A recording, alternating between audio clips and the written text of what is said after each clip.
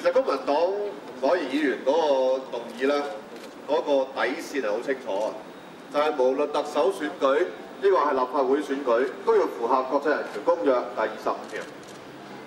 咁如果你要符合25條咧，咁當然特首選舉不能夠選完之後先俾市民選啦。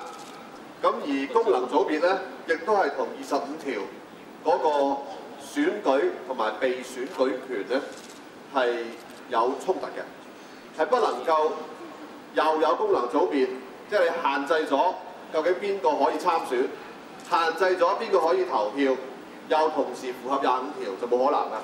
咁所以公民黨個底線就好清楚，就係第25條一定要符合，而要符合特首選舉不能篩選，